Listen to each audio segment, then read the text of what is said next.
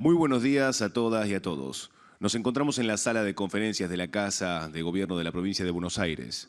Se encuentran presentes el señor Ministro de Gobierno, Carlos Bianco, el señor Ministro de Economía, Pablo López, el señor Ministro de Salud, Nicolás Kreplak, y el señor Director Ejecutivo del Consejo Universitario Bonaerense, Alejandro Villar.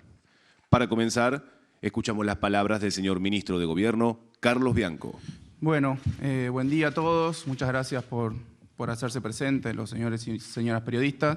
La semana pasada no tuvimos conferencia de prensa, bueno, por obvios motivos. Habíamos terminado el día anterior la elección bonaerense, una elección histórica, realmente histórica. Luego de 77 años, la provincia de Buenos Aires volvía a organizar una elección, eso trajo obviamente algunas complicaciones en el proceso organizativo, tomando la legislación vigente de la provincia de Buenos Aires, que es una legislación electoral del año 46, pero la verdad que todos hemos hecho un gran esfuerzo, un gran trabajo, todos los actores involucrados, que después me voy a referir puntualmente, y los resultados han sido, bueno, los que están, más allá de los resultados de la elección, ¿no? Los resultados del proceso electoral, ahora me voy a referir, están a la vista. No solo fue una elección histórica porque era, como dije, después de 77 años la primera vez que la provincia de Buenos Aires organizaba una elección, sino que también fue la elección más grande de la historia organizada por una provincia, con más de 14 millones de votantes, electores en el padrón, más de 40.000 mesas de votación, o casi 7.000 locales de votación, así que fue un proceso de una magnitud muy impresionante para que lo organice una provincia y, repito, salió todo de manera perfecta. Quiero arrancar con algunos textuales que me traje anotados porque sobre esta elección y el proceso de organización de esta elección se dijo mucho y se escribió mucho también. Algunos textuales, leo. No importa quién, cosas que se dijeron durante todo este tiempo.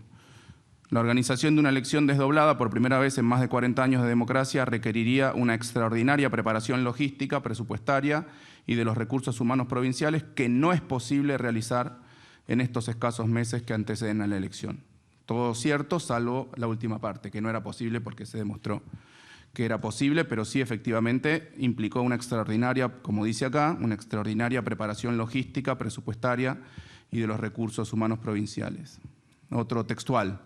La Junta Electoral de la provincia de Buenos Aires carece de los recursos humanos y presupuestarios necesarios y la experiencia en la organización y ejecución de una elección completa, cosa que también se demostró en los hechos falsa. Otro textual. De realizarse una elección desdoblada, la policía bonaerense debería tomar la responsabilidad de prestar seguridad en todas las etapas del proceso. Por ello, si bien el Ejecutivo Provincial podría establecer algún esquema de organización similar al del Comando Electoral, deberían mínimamente establecerse los protocolos de actuación y no quedaría más opción que recurrir a los servicios de la policía bonaerense, que no cuenta con la experiencia previa y tampoco cuenta con la cantidad de agentes necesarios para garantizar la seguridad del comicio sin resentir el resto de sus actividades. También eso se escribió. El desdoblamiento de las elecciones nacionales y provinciales podría representar el escenario más complejo y costoso desde la perspectiva de la gestión electoral en la provincia de Buenos Aires, cosa que me voy a referir hacia el final, que la elección en la provincia de Buenos Aires sale más o menos la mitad de lo que va a salir en la provincia de Buenos Aires la elección que está llevando adelante el gobierno nacional. Y por último, esto se dijo, no se escribió, alguien dijo, bastante conocido, se va a votar con una boleta que permite el fraude, van a usar voto cadena, urna embarazada, los punteros van a comprar políticos y colegios.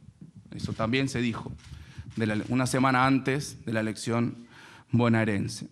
Básicamente todos estos, bueno, y mucho más, ¿no? Pero me refiero a estos 5 puntos que básicamente refieren a la falta de experiencia, a la supuesta incapacidad de la provincia de Buenos Aires, del gobierno de la provincia de Buenos Aires, de la Junta Electoral de la provincia de Buenos Aires, de la policía de la provincia de Buenos Aires para organizar una gestión de la posibilidad de que haya fraude, también se habla, y de los eventuales altísimos costos que implicaba organizar una elección en la provincia de Buenos Aires. Lo que no se tuvo en cuenta es lo que decía Perón, que una buena organización venció al tiempo, que obviamente era un tiempo escaso porque había habido muchas modificaciones en el régimen electoral nacional y por lo tanto que impactaban en la elección bonaerense, bueno, desde finales del año pasado, con la implementación de la boleta única papel, con la suspensión para esta elección de las elecciones PASO, etcétera. Por eso quiero empezar, dado el resultado, ¿no? Con total orden, con total tranquilidad, con total normalidad, sin ningún tipo de sospechas de fraude, de ninguna realización de ningún acto ilícito. Después voy a referirme a eso también. Quiero empezar con los agradecimientos, obviamente en primer lugar a quien tenía la responsabilidad primaria de la ejecución de la organización de las elecciones bonaerenses, que era la Junta Electoral de la provincia de Buenos Aires, obviamente a su presidenta, la doctora Hilda Kogan, a su vicepresidenta, la doctora Ana María Burimborde, y a los tres vocales, los doctores Federico Tea, Eduardo Delbés y Gustavo de Santis, y también a quienes participaron muy activamente del proceso, secretario de actuación Daniel de María Macei, secretario administrativo Diego Nobile y su secretario de modernización Vicente Fasano, y todo el personal, los trabajadores y trabajadoras de la Junta Electoral de la provincia de Buenos Aires, que realmente hicieron un trabajo estupendo. También a la Cámara Nacional Electoral, con quien estuvimos permanentemente en contacto y nos dieron todo su apoyo para que llevemos adelante por primera vez, repito, una elección organizada por la provincia de Buenos Aires, bajo el criterio y el apoyo al federalismo electoral, que es algo muy importante en un sistema de gobierno no solo republicano, sino también federal, como tiene la provincia de Buenos Aires. Obviamente también al Juzgado Federal número 1 de La Plata, puntualmente al doctor Alejo Ramos Padilla, que está al frente del juzgado, que tiene la competencia electoral y con quien firmamos un convenio, la Junta Electoral, el Ministerio de Gobierno y el Juzgado Federal número 1 para organizar y llevar adelante las elecciones. Sin su apoyo y también de la doctora Daniela Sayal, la secretaria electoral, y más de 600 trabajadores y trabajadoras del Juzgado Federal, sin ese apoyo, sin sus tareas de organización, hubiese sido imposible realizar una elección de esta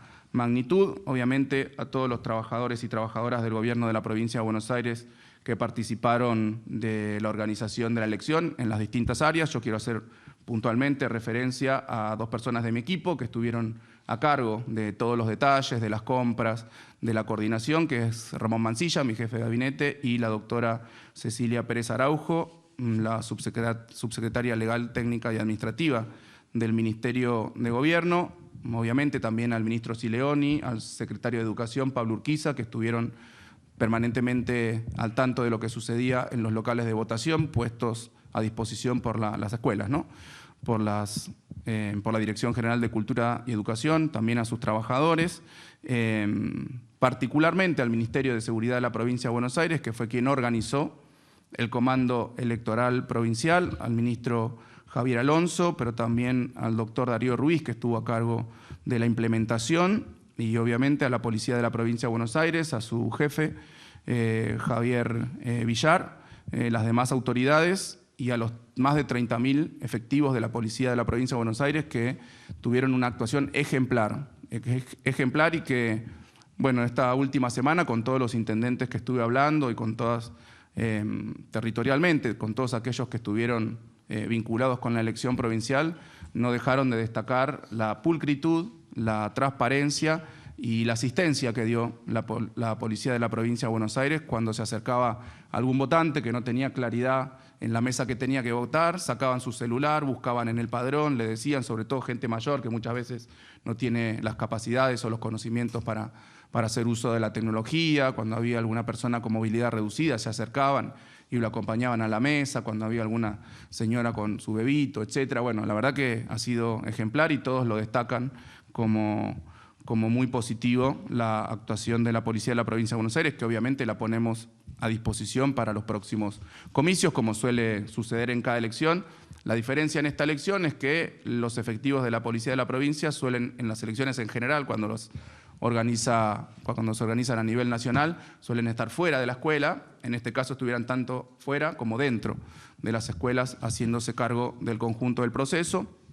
También quiero agradecer al Ministerio de Seguridad de la Nación, que puso a disposición, hicimos un convenio, obviamente ese convenio tenía un costo que ha sido sufragado, que puso a disposición 6.000 efectivos de las fuerzas federales, de Prefectura Naval, de Gendarmería Nacional y de la Policía Federal Argentina, obviamente al Correo, que se encargó del conjunto de la logística, desde el despliegue, del repliegue de las urnas y del proceso de transmisión de datos, al que me voy a referir también, porque fue también un resultado muy positivo, que a las 9 de la noche, cuando se dio el primer resultado provisorio, estaba escrutado el 82%, más del 82% de las mesas. Bueno, obviamente a las fuerzas políticas que participaron, a la colaboración que tuvieron, a los fiscales, a los presidentes de mesa, a los delegados electorales, que le dieron total transparencia a la elección bonaerense.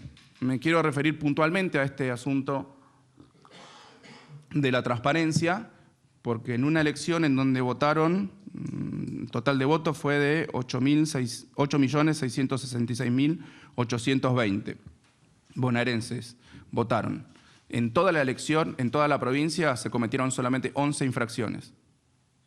Nunca había pasado en la historia. Digo de qué se trató. En toda la provincia, en toda la elección, con esos más de 8,5 millones de votos. 2 infracciones por violación de la veda electoral, 5 infracciones por negarse a desempeñarse como autoridad de mesa, 1 infracción por sustracción de boletas, que es el caso que se vio públicamente de un fiscal de La Libertad Avanza, 1 infracción por intentar votar 2 veces, una persona intentó votar 2 veces, 1 infracción por atentado a la autoridad y una denuncia muy particular, que fue que un fiscal de una fuerza política menor, digamos, se presentó en una comisaría el domingo por la mañana a entregar boletas del partido para que las lleven al local de votación.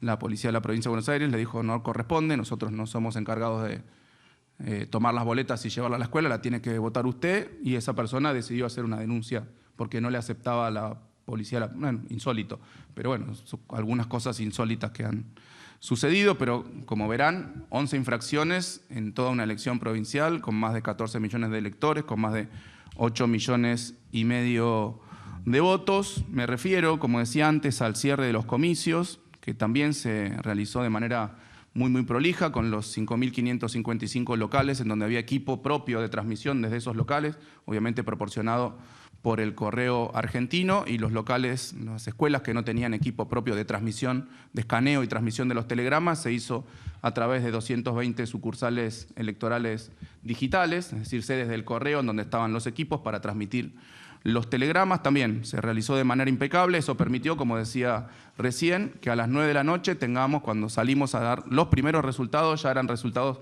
totalmente definitivos, casi 83% de las mesas escrutadas, y esto tampoco había pasado nunca en una elección en la provincia de Buenos Aires, solo a los efectos de comparar con algo muy reciente también. Una semana antes de la elección bonaerense había sucedido una elección provincial en la provincia de Corrientes.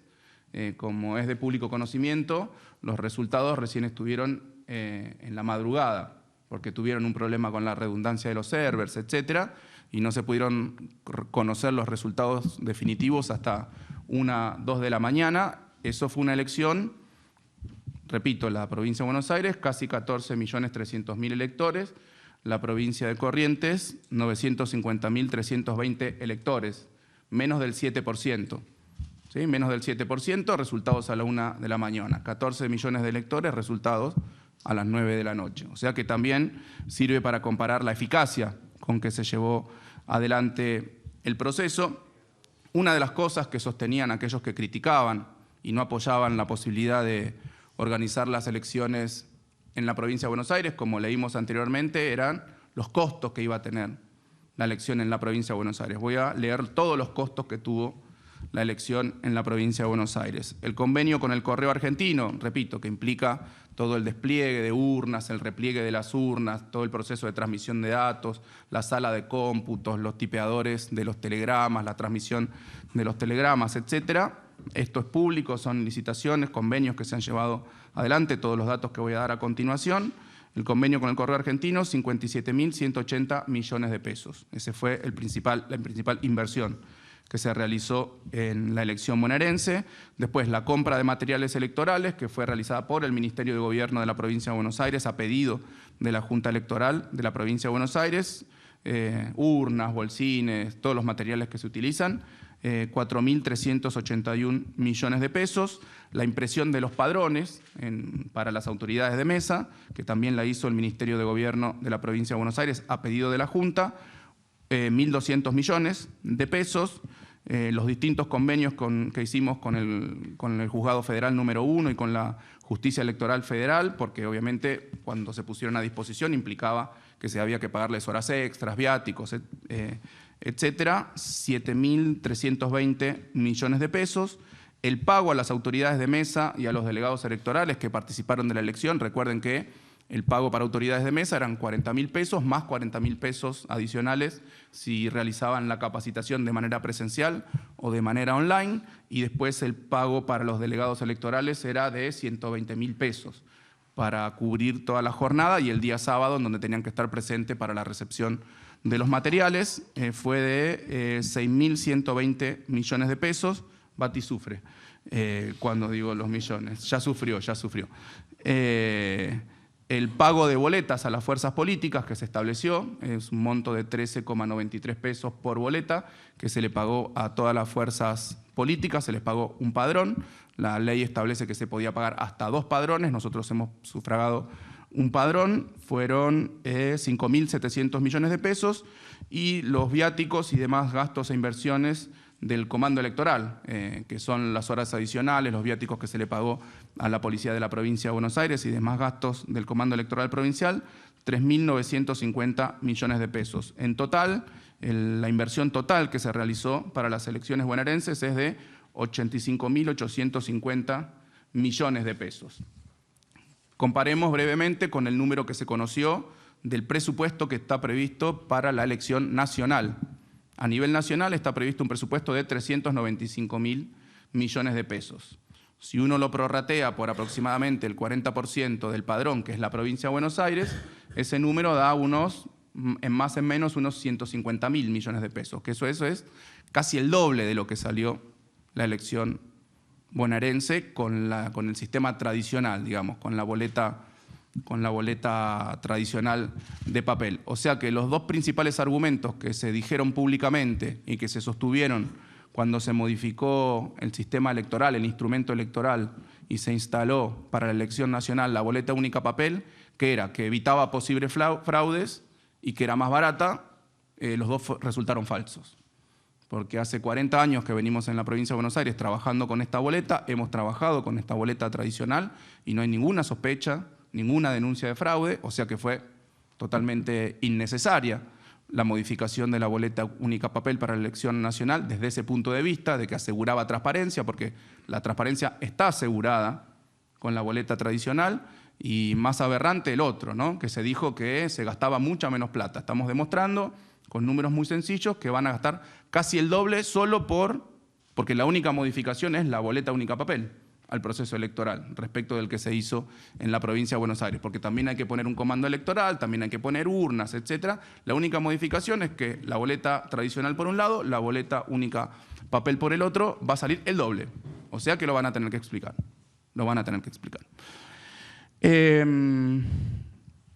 Por último, y para terminar, quiero repasar, esto obviamente ya a esta altura es conocido, pero quiero hacer un breve repaso de algunos datos de los resultados de las elecciones en la provincia de Buenos Aires, próxima. No veo, voy a agarrar mi PowerPoint porque ahí ya no veo. Los resultados generales, 47%, sacó un poco más de 47%, sacó nuestra fuerza política, faltó 3% para llegar a la mitad del voto. La Libertad Avanza sacó 33,7%, y bueno, las otras fueron fuerzas minoritarias, digamos. Un dato para destacar es que participó el 61% de los electores habilitados para votar. Eso, pongamos la próxima, por favor.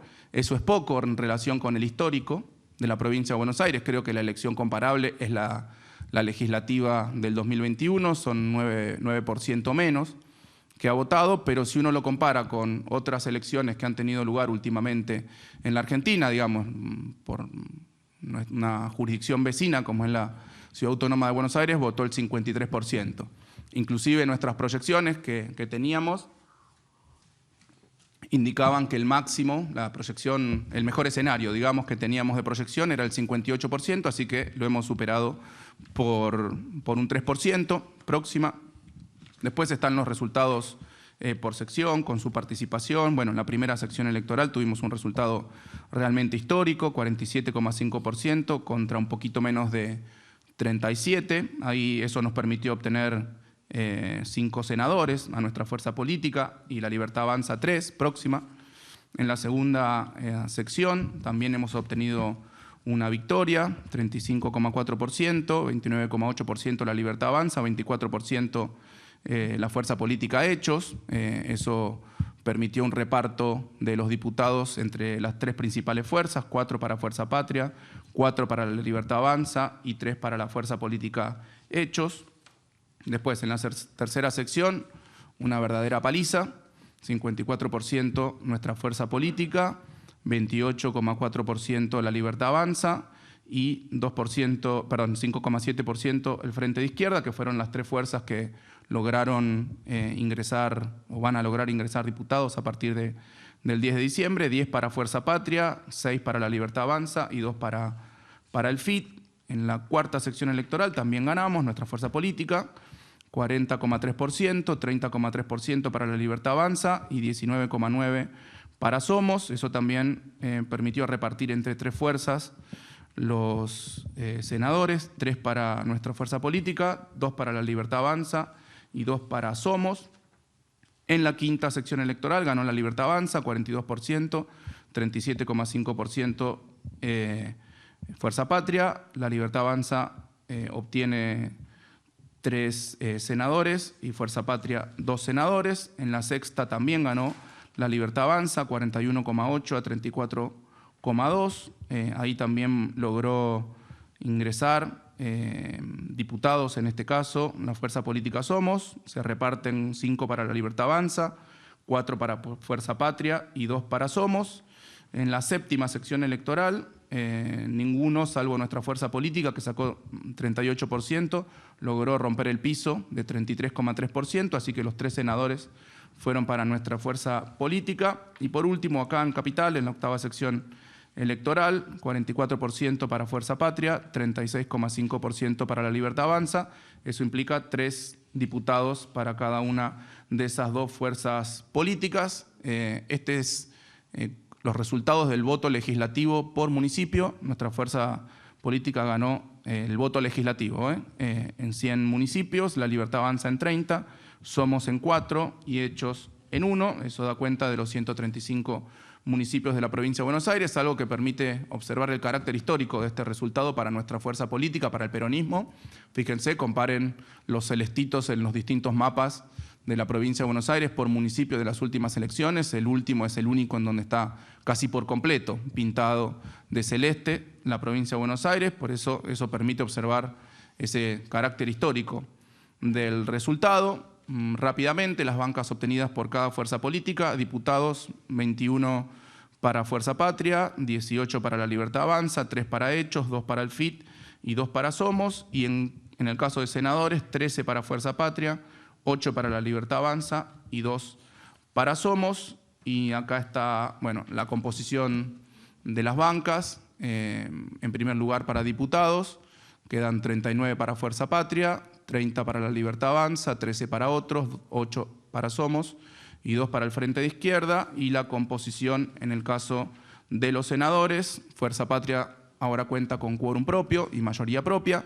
24 senadores, La Libertad Avanza 16, otros bloques 3 y Somos UCR 3. Esta información obviamente se la vamos a facilitar por si la quieren. Es información pública de todas formas que está en la web de resultados electorales. Última cuestión a la que me voy a referir es: el sábado comenzó acá en el pasaje Dardo Rocha el escrutinio definitivo. Creemos que, dada la escasa cantidad de incidentes y que no hay ningún tipo de irregularidad, no va a modificar el resultado general, así que se está llevando adelante con tranquilidad. Va a llevar entre 10 y 15 días, nos dicen, el escrutinio definitivo, pero ahí conoceremos los datos definitivos. Por último, me acompañan hoy el ministro de Salud, el ministro de Economía y el director ejecutivo del Consejo Universitario Bonaerense, por una sencilla razón. La semana pasada el presidente Milei nuevamente ha llevado adelante una política de restricción a la expresión democrática de nuestro Congreso Nacional, en donde se habían aprobado 3 leyes importantísimas. La ley de emergencia en pediatría, que está muy vinculada a lo que está sucediendo con el desfinanciamiento y el ajuste en el Hospital Garrahan, la ley de financiamiento universitario, que establecía, como ahora va a contar Alejandro Villar, el director ejecutivo del Consejo Universitario Bonaerense, establecía determinados parámetros que aseguraban el normal funcionamiento y financiamiento de las actividades universitarias, y también se vetó la semana pasada la ley de reparto de los ATN, que después, ahora a continuación, se va a referir el ministro de Economía, Pablo López. Queríamos ponerlo en valor, lo que está sucediendo. Primero, lo que había definido el Congreso Nacional y, bueno, lamentablemente, la acción que ha tomado el presidente de vetar nuevamente 3 leyes, que eran 3 leyes que iban en favor de las provincias, que iban en favor de la población, del pueblo de la Argentina, en particular del pueblo bonaerense, de todos aquellos que se atienden en el sistema público de salud y todos aquellos que estudian en la universidad pública. Así que ahora yo ya le dejo la palabra a Pablo, después a Nico Kreplak y por último a Alejandro, para que comenten de qué se trataban estas iniciativas que habían sido aprobadas por el Congreso Nacional y que, repito, lamentablemente el presidente decidió vetarlas. Muchas gracias. Bueno, muy buenos días a todos, a todas. Muchas gracias por estar acá y por la atención. Como decía Carly, efectivamente me voy a referir al veto que llevó adelante el Gobierno Nacional de la ley que determinaba la distribución de manera automática de los fondos de los aportes del Tesoro Nacional hacia las provincias. El decreto, como ustedes saben, es el decreto 652 que salió el jueves 11 de septiembre. En primer lugar, me parece importante aclarar de qué se tratan los fondos que son llamados aportes del Tesoro Nacional.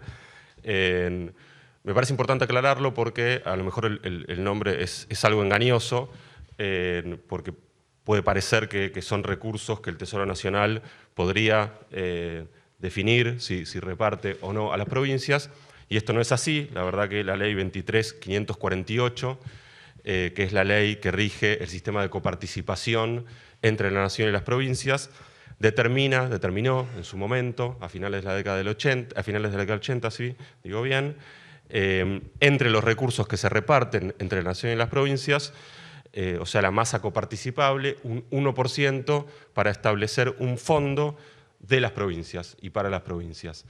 Es decir, que por fuera del 42,34% que corresponde a la Nación de la masa coparticipable, las provincias reciben de manera diaria y automática el 56,6% y el 1% a partir de este fondo que se crea, como dije, para las provincias. ¿Qué establece esa ley? Establece que esos recursos quedan establecidos para que las provincias puedan atender situaciones de emergencias y desequilibrios financieros y que los reparte el Gobierno Nacional a solicitud de las provincias. Eso es lo que establece la ley. La ley, como dije, 23.548. La ley que sancionó recientemente el Congreso de la Nación, y esto es muy importante decirlo, a partir de la iniciativa de los 23 gobernadores de las provincias argentinas y del jefe de gobierno de la Ciudad de Buenos Aires, estableció que esos recursos pasaran a repartirse de manera automática a las provincias. Es decir, que en lugar de conformar un fondo para distribuir a solicitud de las provincias, se transfiriera de manera automática. ¿Y esto por qué se da de esta manera o por qué surge, de dónde surge esta iniciativa? Insisto que es una iniciativa histórica de todos los gobernadores de las provincias argentinas y el jefe de gobierno de la Ciudad de Buenos Aires. Bueno, surge básicamente porque el gobierno nacional está transfiriendo una ínfima parte de los recursos que recauda para el fondo que corresponde a las provincias, para este fondo de ATN o aportes del Tesoro Nacional. De hecho, el Gobierno Nacional tiene acumulados a la fecha aproximadamente 1.3 billones de pesos, insisto, y repito, 1.3 billones de pesos, es decir, 1.3 millones de pesos que son de las provincias que el Gobierno Nacional recaudó y no distribuyó. ¿Por qué no distribuyó? Bueno, hay que preguntárselo al Gobierno Nacional. Básicamente lo que ha distribuido, como dije antes, una ínfima parte de lo que recauda, aproximadamente menos del 30% ha distribuido entre las provincias y eso le permitió acumular 1.3 billones. 1.3 billones es lo que no repartió, repartió menos del 30% de lo recaudado. Ahora, no puede alegarse que las provincias no estemos enfrentando situaciones de desbalances financieros, dado el recorte feroz de recursos que ha perpetrado el Gobierno Nacional, dada la caída de la actividad económica y por lo tanto de la recaudación que estamos sufriendo las provincias.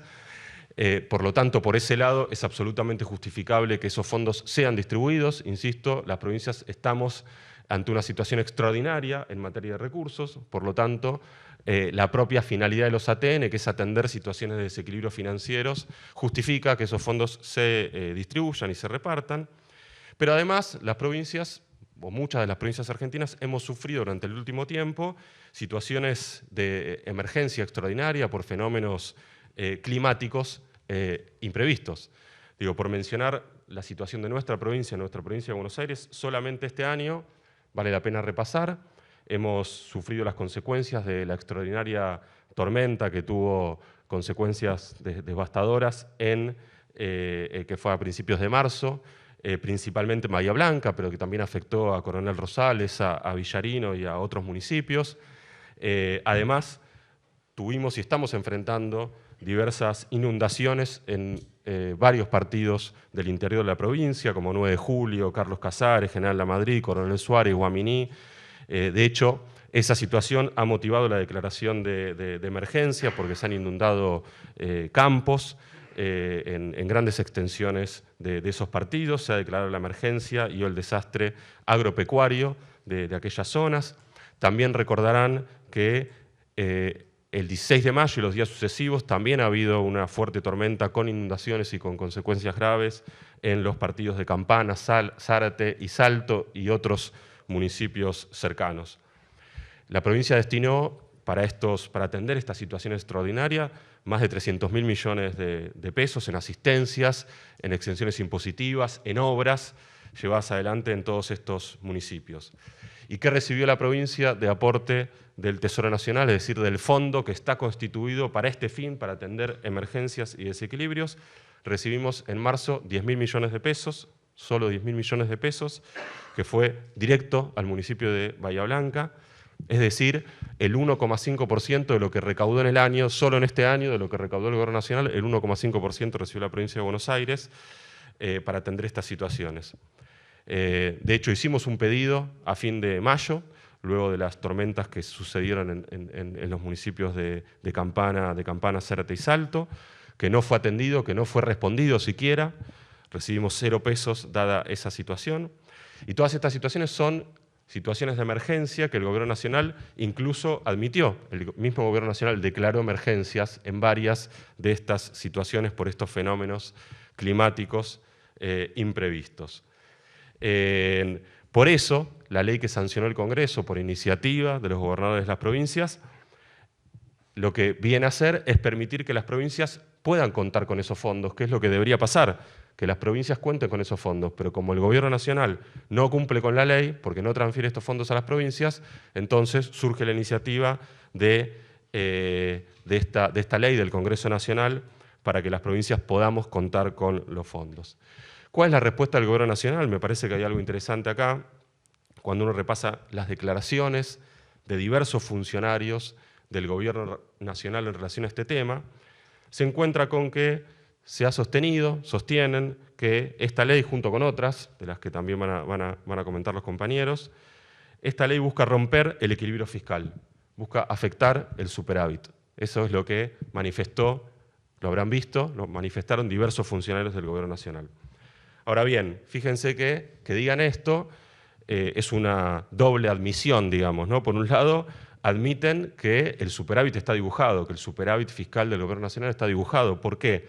Y bueno, porque si fuera el caso, bueno, quiere decir que están construyendo el superávit con fondos que son de las provincias, y que son de las provincias para atender desequilibrios o desbalances financieros, es decir, construyen el superávit del Gobierno Nacional con fondos que corresponden a, o que deberían ser para equilibrar justamente situaciones financieras del gobierno, de los gobiernos provinciales. Fíjense la paradoja y la contradicción.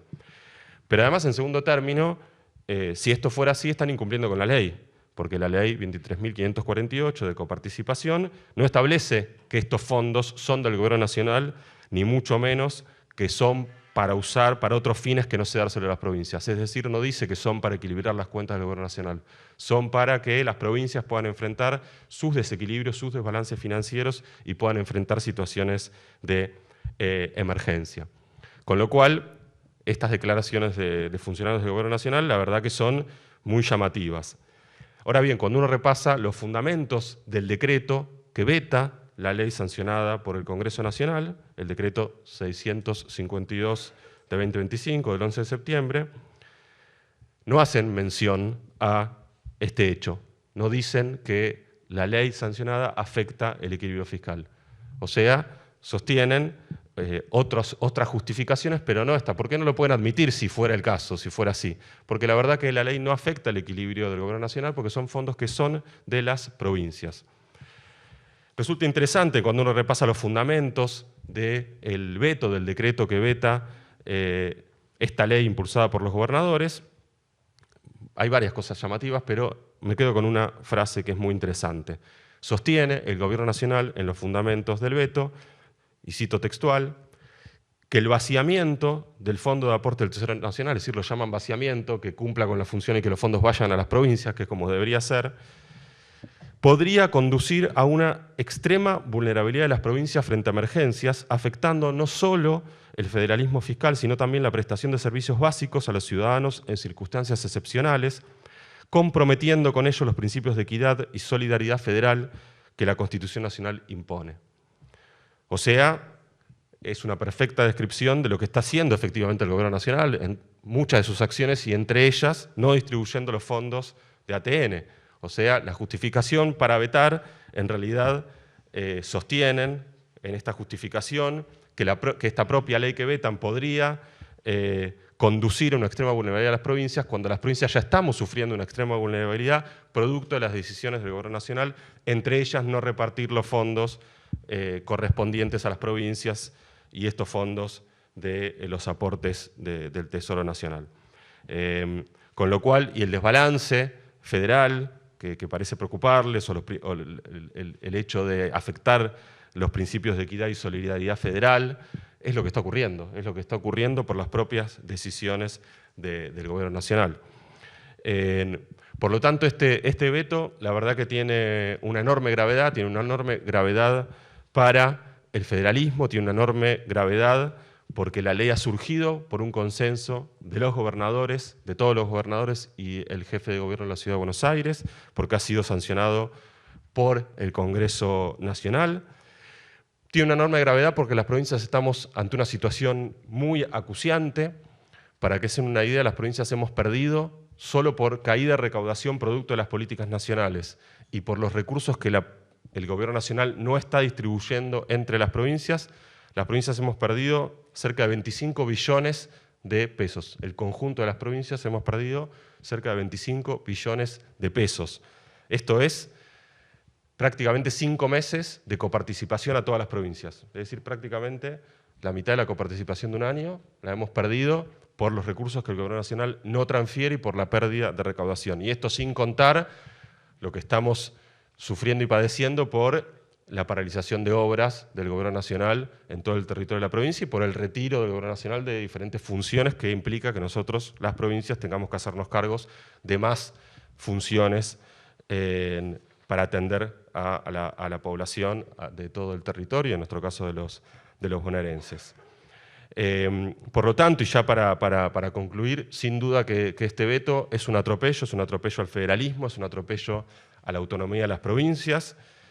Insisto con esto, fue histórico el consenso, el acuerdo que han conseguido los gobernadores para poder enviar esta ley al Congreso, ley que se sancionó, y por lo tanto reiteramos el pedido al Gobierno Nacional que revierta esta decisión y de fondo que cambie sus políticas económicas, que avance hacia políticas económicas que generen crecimiento económico y sobre todo que generen un desarrollo inclusivo y equitativo en todo el territorio de la Argentina. Muchas gracias. Gracias, Pablo. Nico. Bueno, ¿qué tal? Buenos días a todos y todas. Tengo dos cosas para comunicar yo. La primera, no relacionada con lo de los vetos. Ustedes saben que hace 2 años tuvimos una epidemia de dengue que fue muy significativa, muy importante. Fue la epidemia más grande de dengue de la que tengamos registro en toda América Latina. En nuestro país, en nuestra provincia, fue muy importante. Coincidió con el inicio de este gobierno nacional que ajustaba, como ya se venía viendo en todas las políticas públicas, que tiene una mirada del federalismo bastante particular, en la cual no consulta, ni participa, ni toma definiciones junto con las provincias, sino que lo ejerce desde un autoritarismo centralista, muy severo, y en ese contexto no se hizo ninguna política relacionada con el tratamiento, trabajo y prevención del dengue, con lo cual todos sufrimos una situación muy grave. Eso motivó a que el gobernador saliera a hacer una compra de vacunas para el dengue, una compra que la provincia de Buenos Aires es más que el doble de la sumatoria de todas las que compró la Nación o el resto de las provincias, para que tengamos una idea del esfuerzo que ha hecho la provincia de Buenos Aires. El año pasado, por suerte, tuvimos una epidemia breve, pequeña y con pocos casos, pero hay que seguir trabajando. El trabajo de prevención de los brotes de dengue tiene varias partes. Una parte se está desarrollando ahora, que es el trabajo comunitario desde cacharreo. La idea es, se viene realizando en todos los territorios el trabajo, y es muy importante la responsabilidad ciudadana del trabajo que se va a hacer en la casa de cada uno y cada una, de eliminar todos los reservorios de agua en donde puedan haber quedado mosquitos. Pueden haber quedado mosquitos incluso por muchos meses.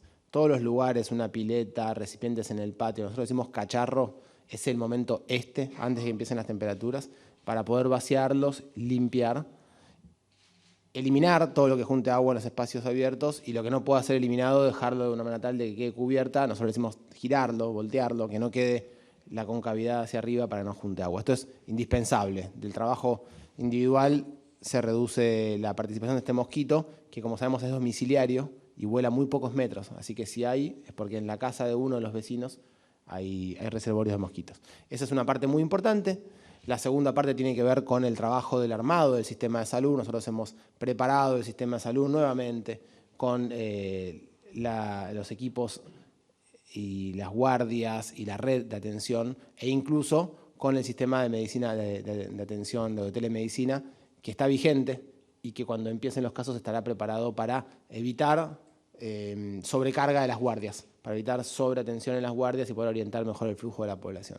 Pero el tercero de los puntos tiene que ver con la vacunación.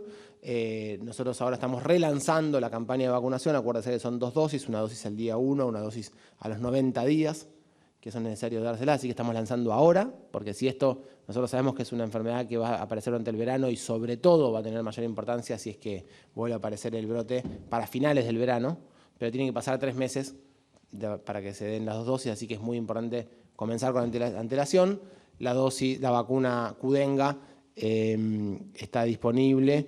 Hasta el año pasado fue a las personas que habían tenido dengue, porque sabemos que tienen un pequeño riesgo elevado de enfermedad más grave. Este año lo que hicimos es, además de esa población, que ya le habíamos ofrecido la vacunación el año pasado, ofrecérsela a todas las personas que están en el rango etario que está aprobada internacionalmente esta vacuna, que es entre los 15 y los 59 años. Así que en el día de hoy se emiten 22.000 turnos que le van a llegar a personas que se anotaron el año pasado, pero que no habían tenido dengue previamente. Y cuando les llegue el turno o la invitación, pueden acercarse a cualquiera de los vacunatorios registrados en la provincia sin necesidad de una receta médica, con solamente la citación ya va a estar en el sistema y la vamos a poder vacunar. Y ya se pueden inscribir en Mi Salud Digital bonaerense, todas las personas en este rango etario, para que en el transcurso de los próximos días le vayan llegando las citaciones para poder hacer la vacuna. Así que esta es la primera de las cosas que quería comentar y agradecer al gobernador porque invirtiendo, bueno, el ministro de Economía también, porque invirtiendo en la prevención es como sabemos que es más eficiente el sistema de salud. Y lo digo porque es especialmente importante porque estamos teniendo un gobierno nacional con actitudes antivacunas, anticientíficas, que esto se está viendo en algunos lugares del mundo. Eso no está permitido para ningún médico o médica profesional de la salud formado en el sistema universitario argentino y habilitado para trabajar, que no reconozca y no apoye las medidas de prevención consolidadas a nivel mundial, entre ellas, por ejemplo, la de la vacunación. Así que para que tengan una idea es como desconocer lo pernicioso del tabaquismo. Son cosas que los profesionales de la salud no podemos evitarlo. Uno le puede gustar más o menos algo, no puede evitar la ciencia. Tenemos que trabajar diciendo que está mal fumar en espacios cerrados, está mal fumar delante de los niños y está mal no vacunarse. Hay que hacer todo lo posible para vacunarse. Estas son cuestiones que nos obliga nuestra profesión.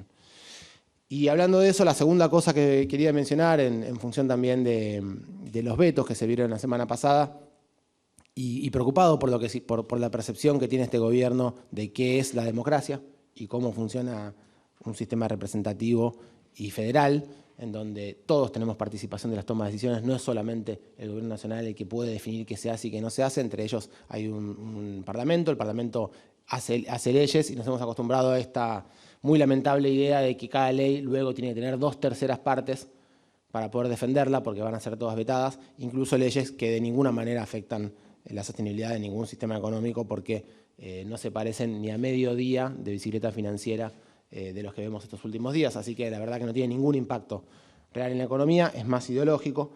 Pero la ley que se había sancionado bajo el nombre de Ley de Emergencia Pediátrica tiene varios puntos.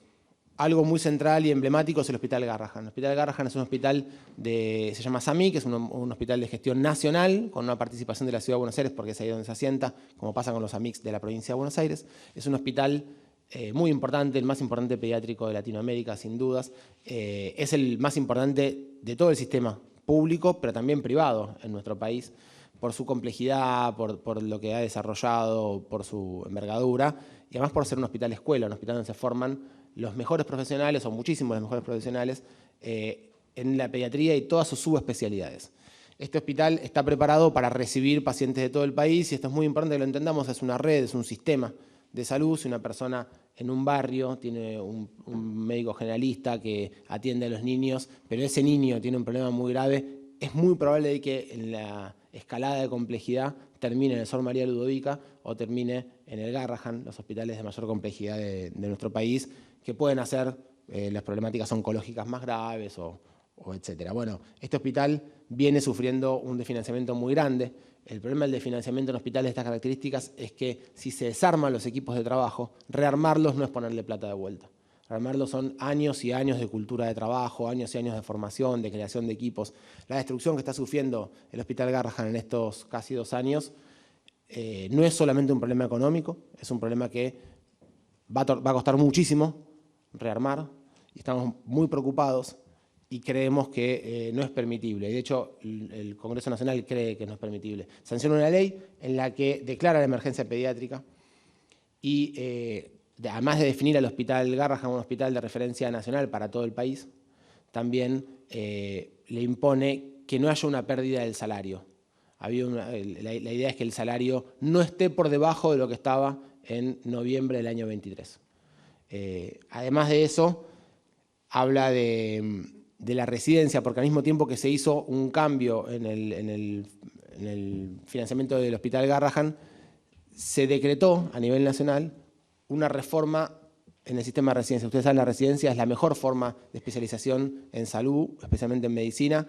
en donde una persona graduada hace durante entre 3 y 4 años una carrera de profesionalización muy exigente, muy demandante, de dedicación exclusiva. El mayor sistema de residencias del país es el de la provincia de Buenos Aires, pero la Nación tiene un sistema de residencias que apoya residencias en gran parte del país y en los hospitales nacionales. El Gobierno Nacional venía ajustando el salario de estos trabajadores muchísimo, no habían tenido aumentos en los 2 años de Gobierno Nacional, y lo que resolvió ante la inminente situación en la cual era muy probable que se queden vacantes los puestos de residentes en los hospitales nacionales fue, para no asignarle más recursos, quitarle derechos laborales. Entonces, todas las cargas que tienen que ver con el empleador se las transmiten al sueldo, de manera tal de que el sueldo ahora en un médico ingresante a la residencia de pediatría en el Hospital Garrahan es equiparable al de la provincia de Buenos Aires, pero no tiene aguinaldo, no tiene asignaciones familiares, no tiene aportes jubilatorios, no tiene ningún tipo de derecho de los laborales consagrados. Pero además, las condiciones laborales, como por ejemplo una guardia de 12 horas con descanso obligatorio posterior, desaparece, volviendo a imponer las guardias 24 horas con trabajo posterior, una cuestión que por supuesto hace mal a la salud y a la formación. Y además, cuando este gobierno asumió, había vuelto a cargar con el impuesto a las ganancias, un gobierno que había dicho que venía a quitar impuestos y le volvió a poner impuesto a las ganancias a las guardias médicas y a las horas extras en materia de salud. Y eso, esta ley también volvía a eximir a las horas extras y a las guardias del pago de las ganancias.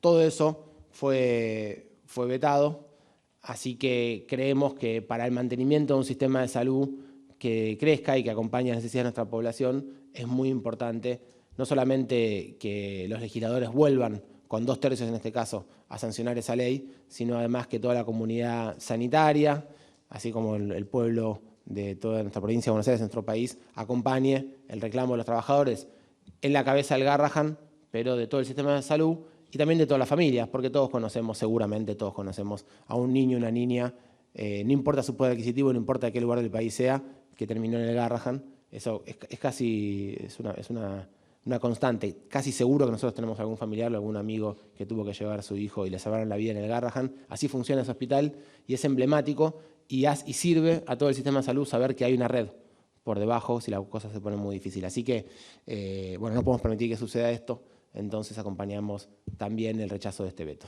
Muchas gracias. Gracias, Nico. Ale. Bueno, gracias. Buenos días a todas y a todos. En mi caso voy a hablar sobre el tema del veto a la Ley de Financiamiento Universitario. Como ustedes saben, es la segunda vez que el Congreso establece una ley para sostener el financiamiento del sistema universitario público de la Argentina. El año pasado, pese a 2 grandes marchas, se vetó la ley que proponía el mejoramiento del financiamiento universitario. Luego hubo un pequeño incremento que permitió llegar a fin de año a las universidades, pero estamos otra vez en una situación crítica que no permite el funcionamiento de las universidades como tienen que ser, si es que no se actualiza el financiamiento para su funcionamiento, para sus becas y para sus salarios. Son las tres dimensiones que propone la ley que aprobó ampliamente el Congreso, con lo cual tenemos expectativa de que esta vez pueda sostenerse. En primer lugar, cuando hablamos de financiamiento de funcionamiento, estamos hablando de los gastos que requieren una institución universitaria, desde los servicios, todo lo que tiene que ver con transporte, con insumos, todo lo que permite a una universidad o como cualquier institución funcionar. Si estos gastos no se actualizan, lo que empieza a ocurrir es un deterioro permanente, un deterioro en las instalaciones, un deterioro en la actividad económica, en la actividad académica, en la actividad científica, y esto es lo que estamos viviendo en las universidades públicas este año y que requiere una solución inmediata. El otro problema también es el tema de las becas, la situación de los jóvenes que asisten a las universidades públicas y que tienen la beca Progresar, la beca Belgrano, las becas que no han sido actualizadas y que eso ha hecho que muchos jóvenes hayan tenido que dejar de estudiar. Y el tercero de las dimensiones es el tema salarial. Los salarios de los docentes universitarios han sido de los más castigados dentro de los trabajadores registrados.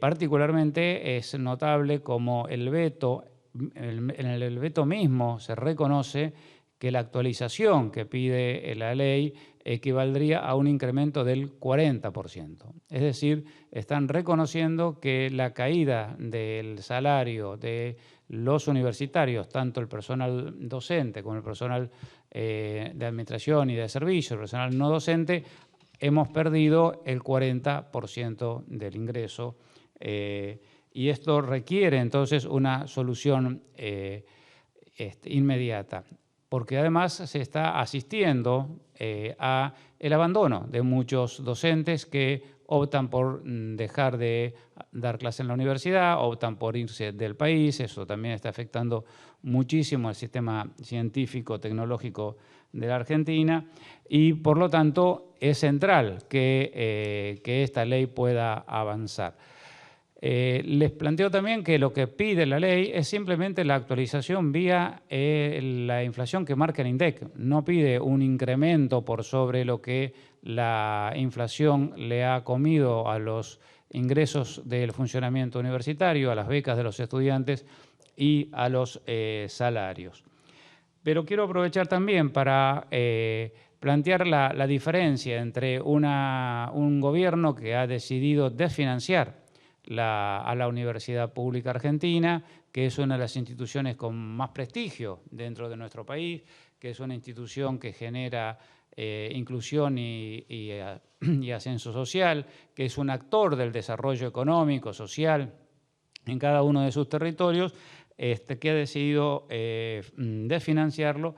Yo creo también, muchos estamos convencidos que no son solo razones económicas, sino que son razones políticas e ideológicas del lugar que la educación, que el conocimiento, que la ciencia, que la educación pública tiene en la Argentina y que quieren cambiar ese lugar y plantear entonces que la universidad no esté en las mismas condiciones como para tener el lugar, el prestigio que tienen las universidades argentinas, además en América Latina.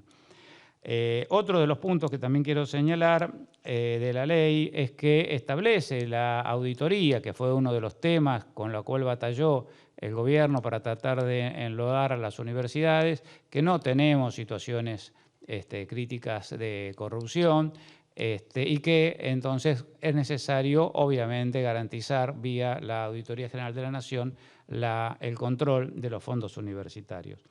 Y quería comparar eso con lo que se está haciendo en la provincia de Buenos Aires. Desde el gobierno de Axel Kicillof realmente hay por primera vez una política del gobierno provincial para las universidades nacionales que tienen asiento en la provincia de Buenos Aires. Ustedes saben también que la provincia tiene dos universidades provinciales, la Universidad Provincial de Ezeiza y la del sudoeste de la provincia de Buenos Aires. Y en este sentido quiero señalar una tarea permanente de articulación y de trabajo entre el gobierno de la provincia y las universidades. El sistema científico hoy, el principal aporte que tiene en la provincia de Buenos Aires lo provee el Ministerio de Producción, Ciencia y Tecnología a través del financiamiento de los proyectos de investigación.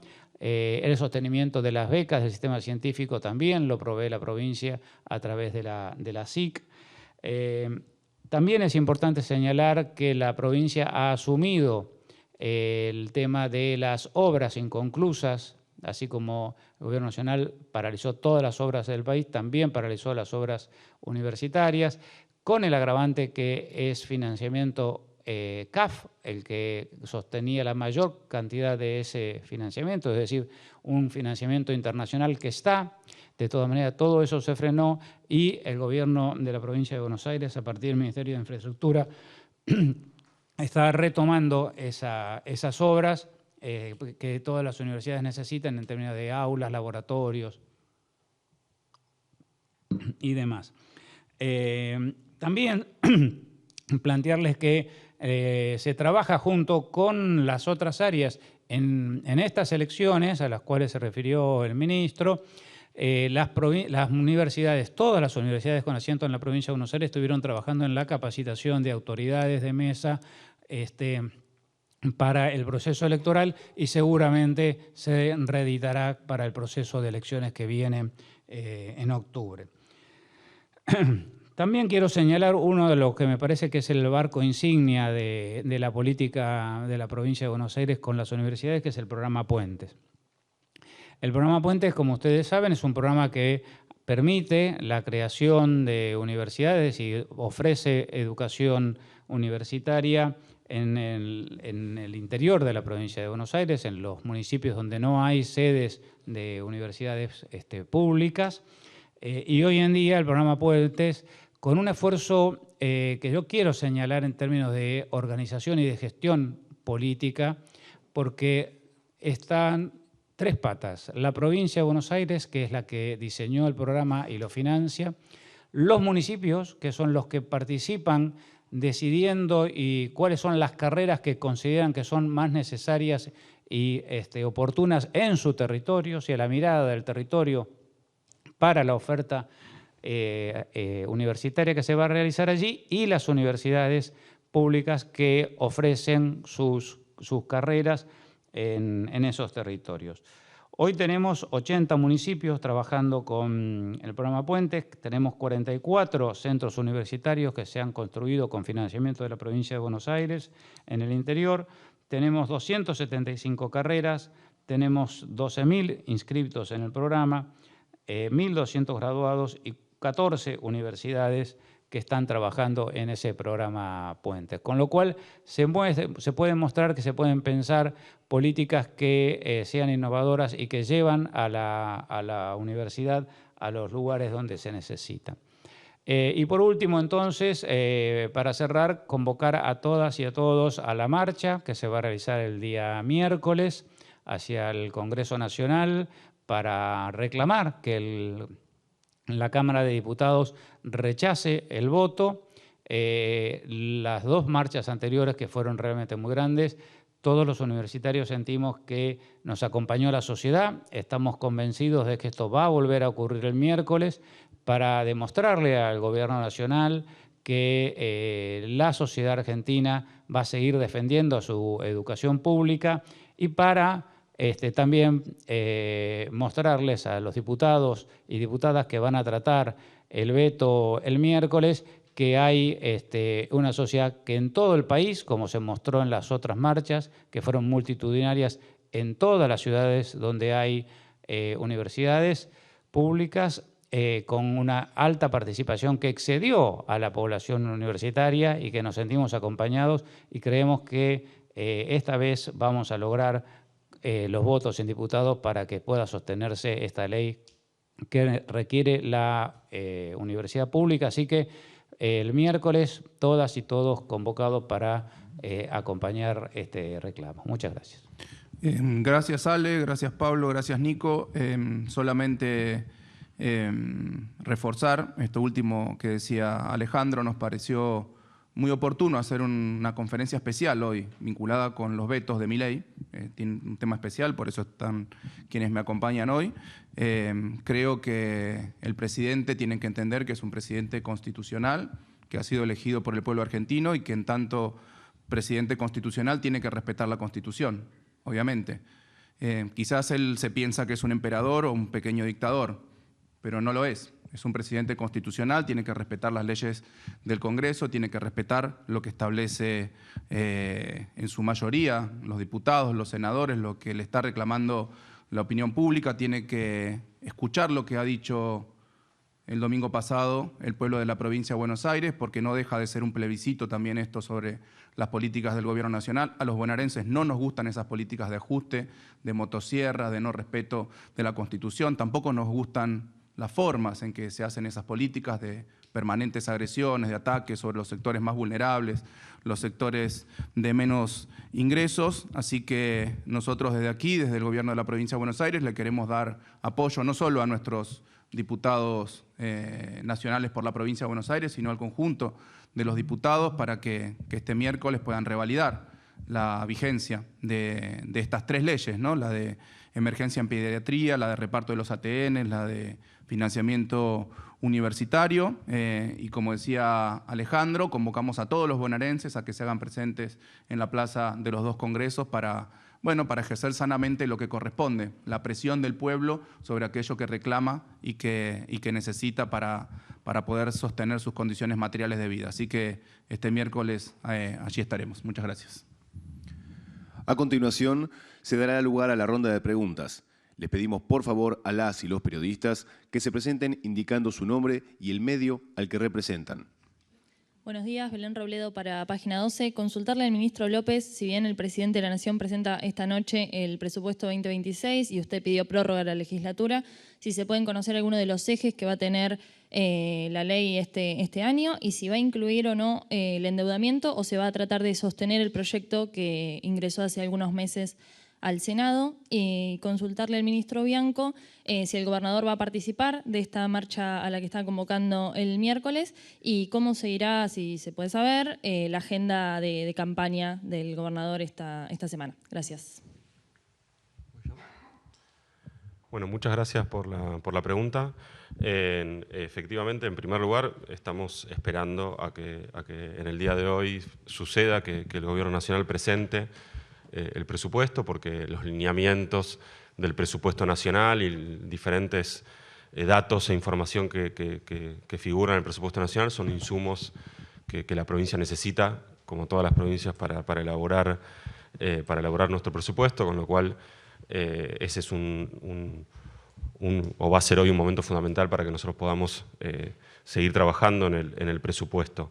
En cuanto a ejes, la verdad que los ejes son los que venimos trabajando, el énfasis que siempre marcamos, que tiene que ver con la obra pública, la inversión pública que la provincia de Buenos Aires necesita. Nosotros hicimos un gran esfuerzo durante todos estos años por incrementar en primer lugar la inversión pública de la provincia. Nosotros recibimos una provincia que destinaba menos del 4% de su presupuesto a obras en toda la provincia. Nosotros hemos podido elevar ese número a niveles entre un 6 y un 7% del presupuesto, que es un esfuerzo muy significativo para una provincia como la nuestra. Lo hemos podido sostener aún en las condiciones tan complejas que fueron las de este año y el año pasado, y pretendemos seguir así, pretendemos seguir contando con presupuesto que nos determinen prioridades que tengan que ver con la infraestructura, pero por supuesto también áreas clave como son la educación, la salud, la seguridad. Nuestra ley va a ser una ley de presupuesto con todos los ingredientes de una ley de presupuesto, que incluye también las necesidades de financiamiento para el año entrante. El proyecto que está ingresado en la legislatura es un proyecto que solicita un endeudamiento que correspondía a este año, recordarán ustedes que el endeudamiento que se incluye en esa ley, así como otras cuestiones que tienen que ver también con municipios y con diferentes cuestiones, tenía que ver con recuperar de las leyes que no se aprobaron a fin del año pasado algunas cuestiones que considerábamos y seguimos considerando importantes para este año, con lo cual son dos cosas distintas, digamos, ¿no? El proyecto que está en la legislatura involucra un pedido de endeudamiento que tiene que ver centralmente con este ejercicio fiscal, y en la ley de presupuesto vamos a incluir ahí las necesidades de financiamiento para el 2026. Respecto de tu primera pregunta, Belén, todavía no hemos hablado con el gobernador. De hecho, ahora tenemos una reunión, seguramente vamos a tocar este tema, pero vamos a participar políticamente de esa marcha en términos generales. La agenda de campaña de Axel continúa con inauguraciones, con recorridas de obras, etcétera, como hemos hecho durante todo el tramo anterior de la campaña, pero que, como yo expliqué también acá mismo, no se trata de una novedad respecto de lo que hace el gobernador frecuentemente. Quizá la novedad es que lo acompañan los candidatos, pero vamos a seguir igual. Tiene varias inauguraciones de centros de atención primaria de la salud, bueno, varias cuestiones que vamos a tener esta semana. Sí, Martín López Lastra, de AM del Pueblo, FM Classic, FM Keops. Para el ministro Bianco, preguntarle por expectativas por el mensaje del presidente de hoy a la noche. A 8 días de la elección no hubo convocatoria al diálogo de nación a la provincia. Quería una reflexión sobre eso, sobre qué puntos mínimos se sentaría a conversar Axel Kicillof con el presidente Javier Milei en caso de una convocatoria. Para el ministro de Economía, Pablo López, preguntarle a raíz de una fuerte repercusión que hay sobre, usted nos va a aclarar, ¿no?, si es una imposición, si es justamente una resolución postergada del 3% de retención de ingresos brutos en billeteras digitales, dado que hay quejas de algunos sectores comerciantes en redes y demás. Respecto de las expectativas, no, lo que dije hace un ratito, ojalá que el presidente haya tomado nota de lo que ha pasado el domingo pasado en la elección bonaerense, de que, entre otras cosas, se trató de un plebiscito del gobierno nacional, también del gobierno provincial y de los gobiernos municipales, pero también del gobierno nacional, y que el mensaje de los bonaerenses fue muy claro. Esperemos que en la presentación de presupuesto tenga en cuenta las necesidades que tienen todas las provincias y que tiene todo el pueblo argentino en materia de salud pública, en materia de educación pública, en materia de universidad pública, en materia de seguridad pública, en materia de obra pública. Te quiero confesar, soy bastante escéptico al respecto. Soy bastante escéptico porque, de hecho, cuando terminaron las elecciones y se conocieron los resultados, el presidente salió a decir que iba a acelerar y profundizar sus políticas, que son de ajuste, no son de expansión, no son de mejora de los derechos, de las distintas áreas de gobierno, del gobierno nacional. O sea que soy realmente muy escéptico. Bueno, por ahí nos llevamos una sorpresa. Ojalá que haya entendido el mensaje de las urnas del domingo pasado el presidente. Y sí, efectivamente, no hemos sido convocados, a pesar de que se ha creado ahora, o recreado, mejor dicho, un Ministerio del Interior, que es el ministerio que tiene como competencia principal el vínculo con las provincias. He felicitado personalmente al nuevo ministro, Lisandro Catalán, con quien nosotros teníamos ya un vínculo de trabajo. Era la persona, junto con el jefe de gabinete Guillermo Francos, a quien nosotros permanentemente le presentábamos los reclamos de la provincia de Buenos Aires, a quien permanentemente le reclamamos las 1000 obras públicas que se encuentran paradas en la provincia de Buenos Aires, a quien le reclamábamos que nos devuelvan los 12 billones de pesos que le robaron a la provincia de Buenos Aires en obras públicas y a través, como decía Pablo, de los distintos programas nacionales que se recortaron, de los distintos fondos que le corresponden legalmente a la provincia de Buenos Aires, que han sido recortados y que nosotros estamos litigando en la Corte Suprema de Justicia de la Nación. Teníamos ese vínculo, también habíamos tenido algún tipo de vínculo relacionado con la organización de las elecciones, de estas que pasaron y de las que vienen en la provincia de Buenos Aires, porque es nuestra contraparte natural. Así que esperamos la convocatoria. Todavía no hemos sido convocados. Entiendo que han sido convocados solamente los gobernadores más afines al gobierno nacional. Será porque no se pueden juntar cara a cara con todos los gobernadores, porque no deberán querer escuchar los reclamos que tenemos para hacer, y eso es lo que le va a pedir el gobernador si Milei lo convoca. Si Milei lo convoca al gobernador o si convocan a algún otro funcionario del gobierno de la provincia de Buenos Aires, nosotros a cualquier convocatoria que haga el gobierno nacional para trabajar en serio, no para payasadas como el Pacto de Mayo, el Pacto de Julio, junio, etcétera, cuando nos convoquen a trabajar de manera correcta, de manera seria y en la búsqueda realmente de resultados positivos para el pueblo bonaerense, nosotros vamos a participar, pero lo primero que vamos a hacer es llevar nuestros reclamos. Sí, respecto de la pregunta, a ver, me parece importante en primer lugar aclarar que no se ha creado ningún impuesto ni se ha subido ningún impuesto en la provincia de Buenos Aires.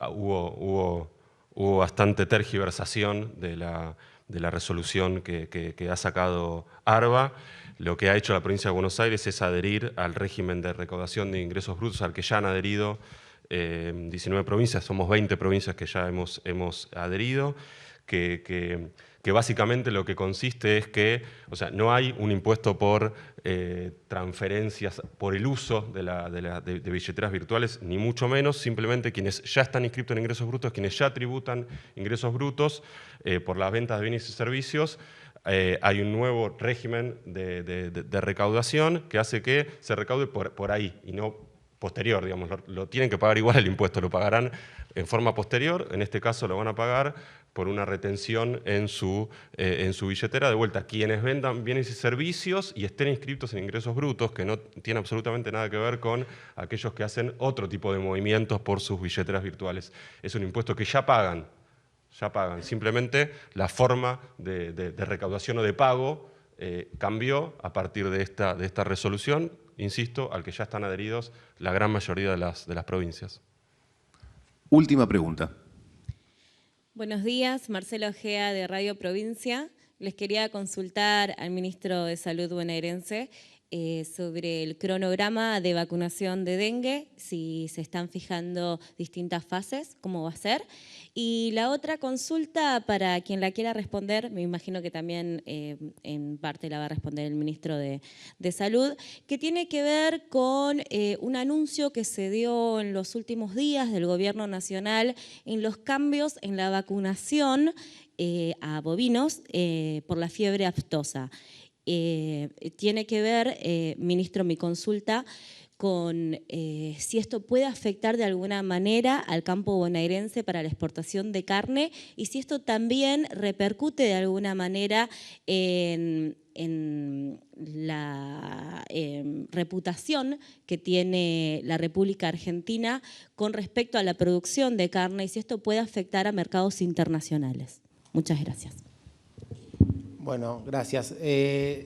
Básicamente lo que anunciamos ahora en la agenda de la campaña de vacunación para el dengue tiene que ver casi con la universalidad, al menos en la población para la cual está aprobada esta vacuna. Recordemos, como decíamos recién, son 2 dosis, una primera dosis al día 1 y la segunda a los 90 días. Eso es el esquema de vacunación.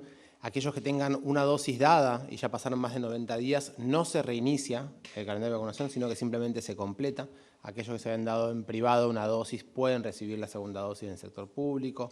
Aquellos que se habían dado una primera dosis en la campaña anterior y no habían dado la segunda, también pueden recibir esa segunda dosis, no hay que reiniciar los esquemas.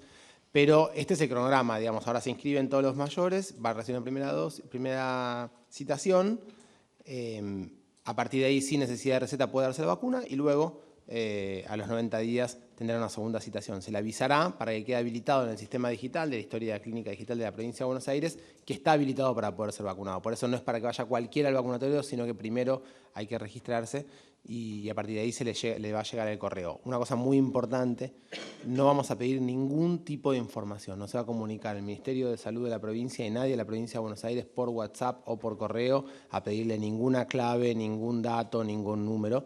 Simplemente le van a dar la información, le van a decir estos son los lugares a donde usted puede concurrir, que se pueden buscar en la página web del Ministerio y ahí uno puede vacunarse. Lo digo porque aprovechan cada campaña pública de salud para hacer ciberestafas, así que aprovechamos para advertir a toda la población que jamás va a suceder una cosa así. Respecto de lo de la aftosa, yo hago un comentario muy general y después lo ponen los otros compañeros.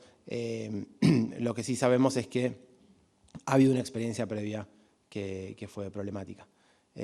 Cuando se redujo la población que iba a ser vacunada, ¿no? Y hubo un brote de aftosa que repercutió en la capacidad de exportación de nuestros alimentos.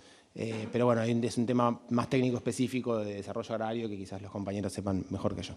Sí, respecto a esa pregunta, obviamente no conozco las implicancias técnicas, son temas que lleva nuestro ministro de Desarrollo Agrario, como decía Nico. Te lo digo en general porque también haciendo referencia a algunas modificaciones que se han introducido en los últimos tiempos de carácter sanitario o fitosanitario en el tratamiento de distintas producciones pecuarias en Argentina. No hay que olvidar que por una desregulación que llevaba adelante por el SENASA hace un tiempo hemos perdido el mercado cárnico de Chile, que era uno de los principales mercados de exportación de carne bovina para la Argentina.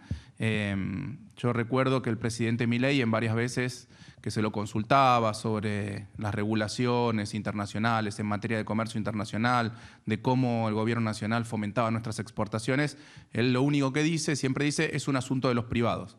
El comercio internacional es un asunto de los privados como si no existieran los estados nacionales en todo el mundo regulando de distintas formas, en algunos casos con barreras arancelarias, en otros casos con normativas pararancelarias, fitosanitarias, sanitarias, que regularan el comercio internacional. Probablemente no lo entendió todavía el presidente, pero el comercio internacional está fuertemente regulado.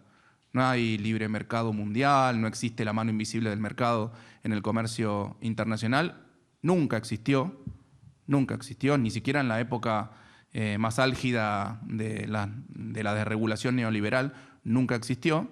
El comercio internacional hoy está mucho más regulado que nunca, mucho más regulado que nunca. Repito, no solo con los aumentos de aranceles que se han producido en todo el mundo, bueno, todos los días es noticia que Trump baja, sube, etcétera, en contra de toda la normativa de la Organización Mundial de Comercio, sin respetar los propios acuerdos que firmó y construyó los Estados Unidos de América.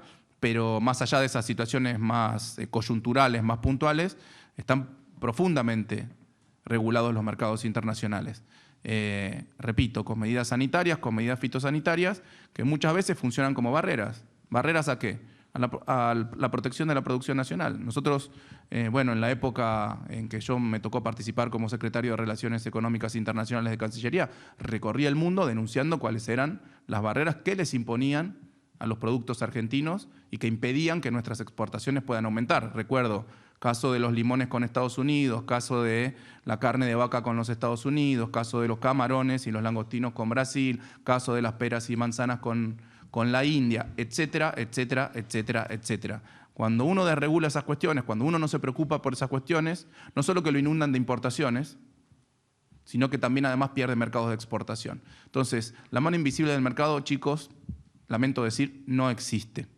En todo el mundo, en el comercio internacional, está presente la mano muy visible y muy reguladora del Estado, como corresponde, porque de esa manera se regula cuestiones sanitarias, cuestiones fitosanitarias y también se protege el trabajo y la producción nacional. Bueno, esto es algo que Milei todavía no entendió porque solamente estudió el primer capítulo del libro de microeconomía, del CBC.